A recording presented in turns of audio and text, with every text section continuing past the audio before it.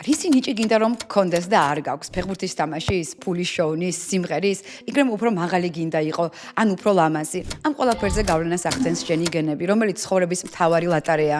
ვის რა გენები ამოგვივა ამ ლატარეაში, ეს ჩვენზე დამოკიდებული არ არის, მაგრამ რომ გითხრან რომ შეგიძლია შეიცვალო გენები, გაიუმჯობესო. შეიცვლიდი? დღეს მოგიყვები იმ სამეცნიერო აღმოჩენაზე, რომელიც ალბათ სამუდამოდ შეცვლის კაცობრიობის ისტორიას და გავიგებთ, შეგვიძლია თუ არა გავიგოთ როგორი გენები გვაქვს ანალიზით და შემდეგ შეგვიძლია თუ არა შევცვალოთ ჩვენი გენები. ხოთა დავიწყოთ თავიდან. რა არის საერთოდ გენი? დნმ. ადრე როცა დნმ-ზე ლაპარაკობდნენ, სულ მეგონა რომ ხერხემას დაძდევს ერთი გრძელი ძაფი, რომელიც ინსტრუქციაა ორგანიზმისთვის. სინამდვილეში თითქმის ყველა უჯრედში, რომელიც 37 ტრილიონი გვაქვს, არის ჩვენი გენეტიკური კოდი. ნერწყვიდან დაწყებული თმის ღერით დამთავრებული შეიძლება მივაგნოთ ამ კოდს. თუ ერთი ადამიანის უჯრედიდან ამოვიღებთ ერთ დნმ-ს და გავშლით, ის იქნება 2 მეტრის სიგრძის.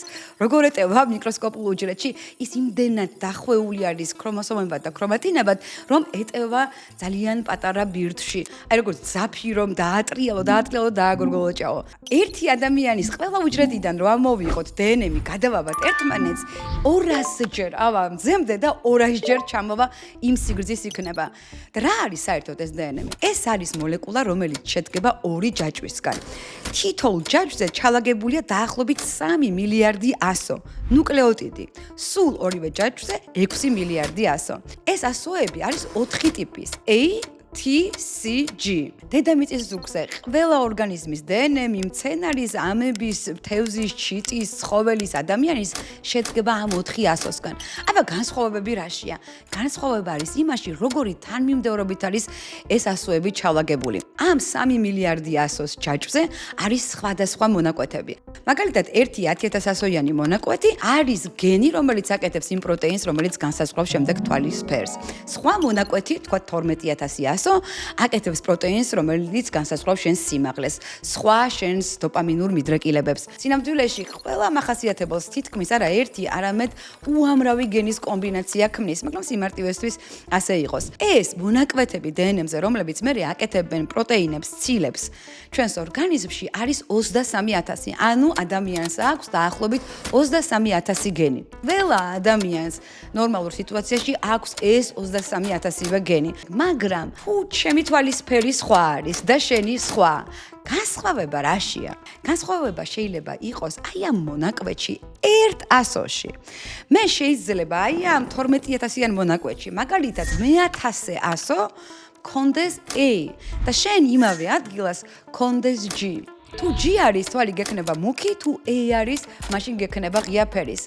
ეს არის ის გენი, რომელიც არეგულირებს, რამდენ მელატონინს გააკეთებს ორგანიზმი თვალის ფერად გარსში. ამ ერთ ასოში სხვაობა იძლევა თვალის ფერში სხვაობას. ასეთი ერთ ან რამდენიმე ასოიანი სხვაობა ადამიანებს შორის არის პროტეინის გამკეთებელი გენების მხოლოდ 0.1%-ში.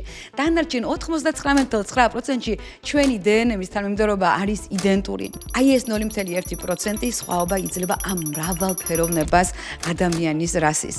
მეტიც 98% ჩვენი დნმ-ის იდენტურია შიმპანზეებთან და ბონობოებთან. მხოლოდ 11-15% გვაქვს სხვაობა თაგვებთან. თან დიდხანს გვეგონა რომ ჩვენი დნმ იქნებოდა ყველაზე გრძელი და ყველაზე კომპლექსური, მაგრამ აღმოჩნდა რომ მაგალითად მცენარეებს იაპონურ ყვავილს აქვს 150 მილიარდ ასოიანი დნმ, 50-ჯერ გრძელი ვიდრე ჩვენი. ანუ დნმ-ის სიგრძე არ განაპირობებს კომპლექსურობას ორგანიზმის. კაი, საიდან მოდის ეს დნმ ჩვენში?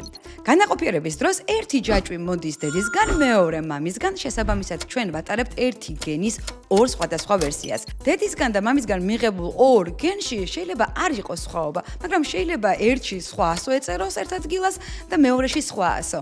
მაშინ გვაქვს 2 გენის სხვადასხვა ვარიაცია.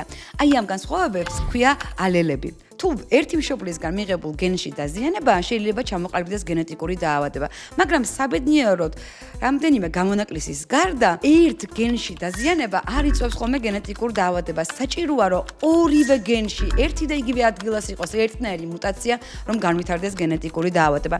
ერთ-ერთი ცნობილი გამონაკლისი აქედან არის ჰანტინგტონის დაავადება. თუ ერთ გენში დაზიანება ადამიანს უვითარდება ეს დაავადება 30-50 წლის ასაკში, ნეიროდეგენერაცია, კუნთების განლევა და მძიმე დემენციით ყვება ადამიანი.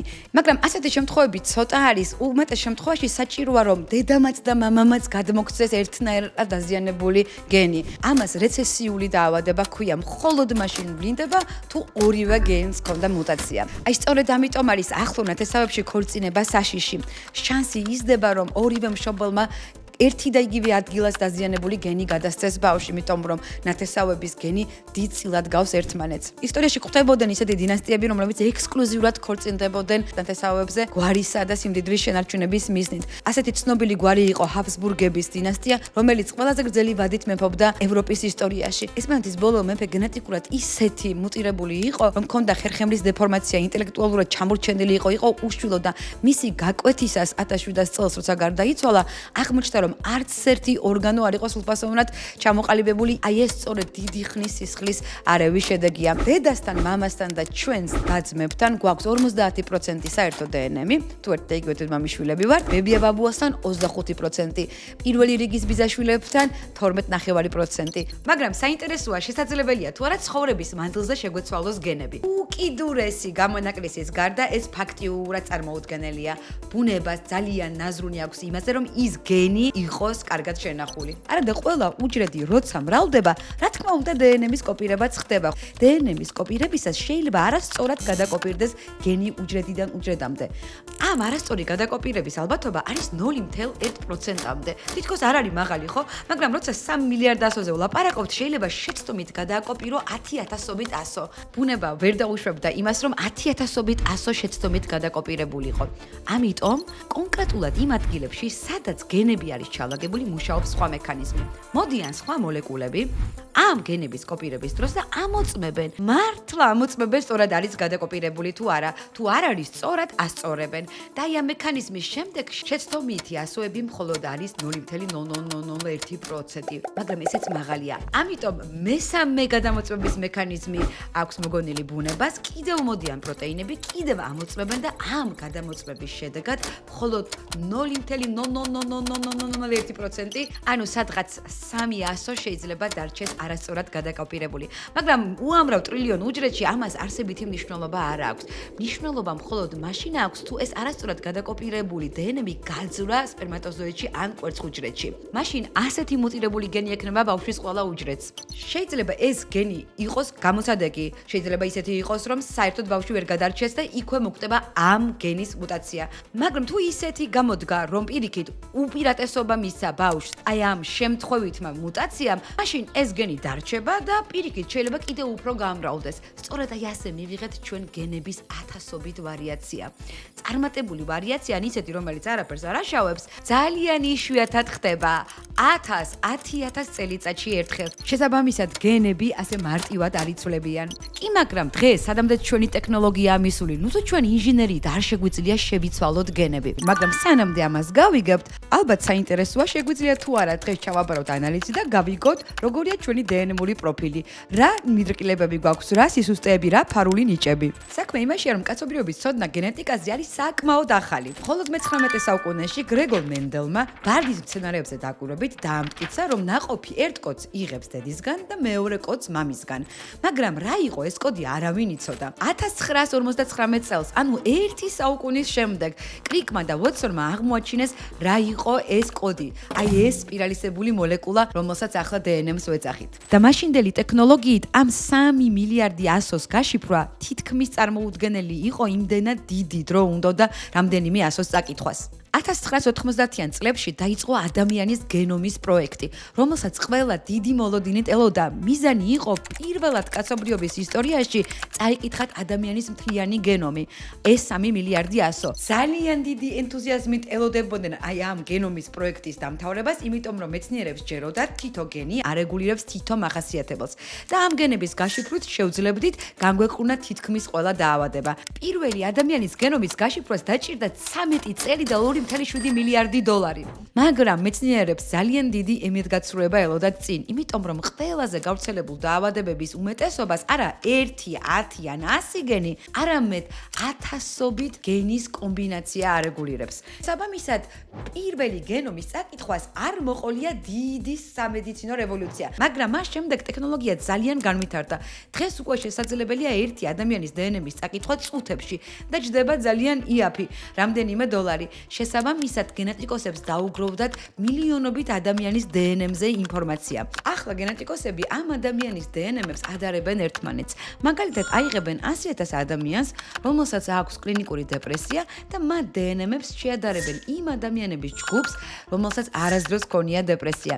აი ამ დადარების შედეგად დღეს უკვე გამოვლენილი აქვთ 10,000-ობით სხვადასხვა დნმ-ური ვარიაცია, რომელიც დაკავშირებულია დეპრესიის რისკთან. მაგრამ ერთი ვარიაცია რომ მქონდეს, ან 10 დეპრესია კი არ დაგემართება, მაგალითად, ერთი ვარიაცია დეპრესიის რისკს ზის 0.1%-ით, მეორეს ზის 0.5%-ით, მესამეს ზის 0.001%-ით, მეოთხე კიდევ უფრო ნაკლებით და აი ასე 1000-ობით ვარიაცია როცა ჯამდება, უკვე დეპრესიის რისკი საგრძნობლად იზრდება. აი როცა გენებს ასე აჯგუფებენ, თქვა დეპრესიისკენ მიდრეკილების გენებს, რომელსაც თითოეულს ძალიან პატარა გავლენა აქვს, მაგრამ ჯამში ძალიან დიდი, აი ამ დაჯგუფებას ჰქვია პოლიგენური ინდექსი, ანუ მრავალგენიანი ინდექსი და დაგითვლიან შენი პოლიგენური ინდექსი დეპრესიის, შიზოფრენიის, ინტელექტის, ფულის შოვნის მაღალია თუ დაბალი. მაგრამ დღეს რომ შენ ჩააბარო ანალიზი და ეს პოლიგენური ინდექსები დაათვლებინო, ძალიან არასრულყოფილ ინფორმაციას მიიღებ, იმიტომ რომ ჯერ კიდევ ბევრი გზა აქვს გენეტიკოსებს გასავლელი იმისთვის, რომ ზუსტად იცოდნენ ყველა ვარიაცია, რომელ მახასიათებელთან ან დაავადებასთან არის დაკავშირებული. რასაც დღეს დღევანდელი ანალიზით გაიგებ, ეს არის ის ერთ ან რამდენიმე გენიანი მუტაციები, რომლებიც იწვევს გენეტიკურ დაავადებებს.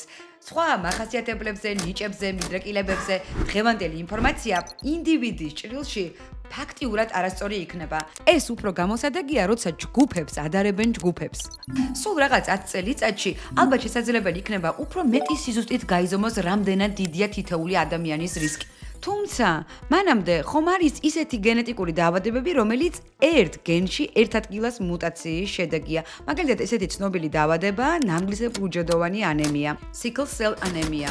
ამ შემთხვევაში ერთ გენში ერთ ასოში შეცდომა და ამის გამო ჰემოგლობინი კეთდება განსხვავებული ფორმის. ისეთ ფორმას იღებს ნამგლისებრს, რომ შემდეგ კაპილარებში იჭედება და თუ ორივე გენი დაზიანებული აქვს ადამიანს, ის დიდხანს ვერ იცოცხლებს. ასეთი ტიპის დაავადებები ძალიან გავრცელებული არ არის, მაგრამ მათი რაოდენობა დაახლოებით 700-ია. არ შეიძლება რომ ის ერთი ასო იმ ადგილას ჩავასწოროთ, მაგრამ როგორ უნდა გაჭრა 3 მილიარდ ასოიანი მოლეკულა ზუსტად იმ ადგილას და ის ერთი ასო როგორ უნდა ჩაასწორო. მაგრალით ხო ვერ გაჭრი მიკროსკოპულ მოლეკულას. ძალიან ბევრი წელი მეცნიერები ცდილობდნენ ამოეხსნათ ეს თავსატეხი. და ვინასწავლა ბაქტერიამ. აღმოჩნდა, რომ ბაქტერიამ უკვე მილიონობით წელია იცის, როგორ გაჭრას დნმ-ის სხვადასხვა ნაჭრებად. საქმე იმაშია, რომ ვირუსი როცა ესხმება თავს ბაქტერიას, ვირუსს თავისითვე დნმ შეყავს ბაქტერიაში. ბაქტერიას გამოუგონებია ისეთი პროტეინი, კასხრა ქვია, რომელიც მიდის ვირუსის დნმ-თან და სხვადასხვა ნაწილებად ჭრის. ამის შემდეგ სხვა პროტეინები მიდიან და ამ დნმ-ს აკერებენ ბაქტერიის დნმ-ში. ანუ იმახსოვრებენ ვირუსის დნმ-ს, რომ შემდეგში როცა თავს დაესხმება, ადვილად შეძლოს მისი დამარცხება. ეს არის ბაქტერიის იმუნიტეტი. აი ამ პროტეინის მეშვეობით დღეს უკვე გენეტიკოსებს შეუძლიათ გაჭრან ნებისმიერი დნმ ნებისმიერ ადგილას და ჩააკერონ ის ასო, რომელიც მათ უნდათ. CRISPR-Cas9-ის აღმოჩენა გენურ მედიცინაში ნამდვილი რევოლუცია იყო. 2023 წლის დეკემბერში FDA-მ ოფიციალურად დაამტკიცა პირველი გენური თერაპია ნამგლისებრუჯედოვანი ანემიის სამკურნალოდ. დღეს უკვე შეუძლიათ ბავშვის ღეროვან უჯრედებში შეიყვანონ ეს პროტეინი და გამოასწორონ ის ერთი ასო. შედეგად, ორგანიზმი ნორმალური ჰემოგლობინის წარმოებას იწყებს. თუმცა მთავარი კითხვა სწორედ აქ იბადება. თუ უკვე შეგვიძლია გენების შეცვლა, editing-ი, სადამდე მიდის კაცობრიობა? წარმოიდგინე მშობელი, რომელიც ნაყოფს უკეთებს გენეტიკურ ანალიზს და აღმოაჩენს, რომ ერთ გენში მუტაცია. როცა არსებობს ეს თერაპია, რომელი მშობელი იტყვის არ ჩავანაცვლოთ ეს დაზიანებული გენიო. მაგრამ ამბიციური მშობელი მხოლოდ დაავადების განკურნებაზე გაჩერდება? როცა უკვე უკვე ტექნოლოგიურად შესაძლებელია გენების ცვლილება.